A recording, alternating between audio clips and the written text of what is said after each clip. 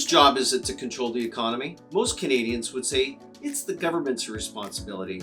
But I wonder if they've really thought that answer through and if they've understood where a government-controlled economy will really lead.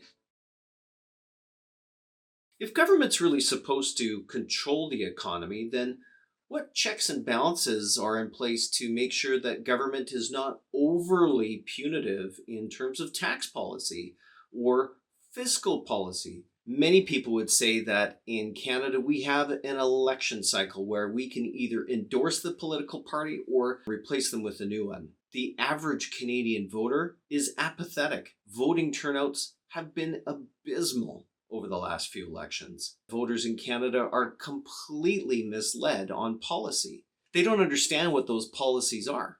And if they don't understand what the policies are, how could they understand how the policies will affect the economy? Austrian economist Ludwig von Mises said, in choosing between the various political parties, voters are uninformed. The average voter lacks the insight to distinguish between policies suitable to attain the ends he is aiming at.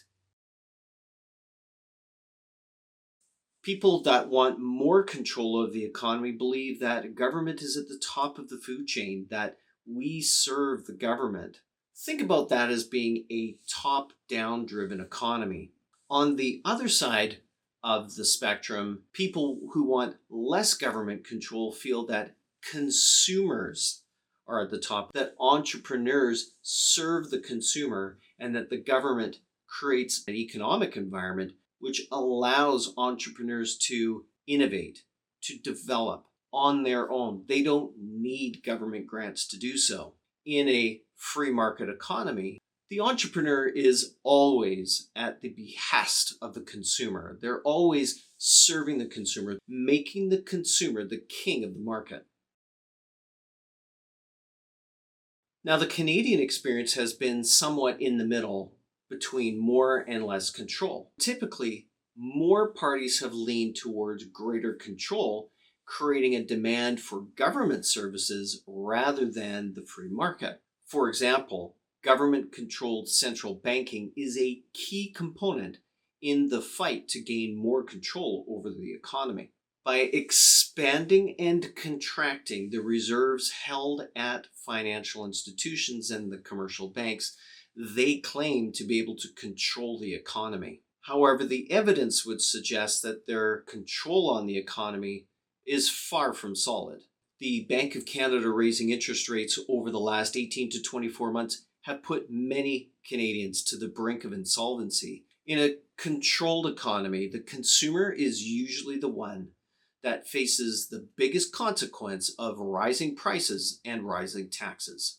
In fact, one of the people that wrote extensively about the rationale behind greater government control was Karl Marx. And he felt that total government control was necessary to equalize the results of all people in an economy. We call this philosophy communism, which really means the equal sharing of poverty. And the results of communism have been repression, persecution, and tyranny.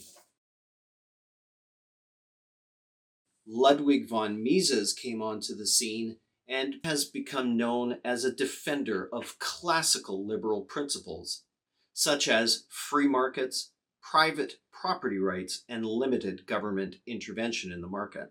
He believed that individual freedom and economic prosperity was best achieved through a laissez-faire approach.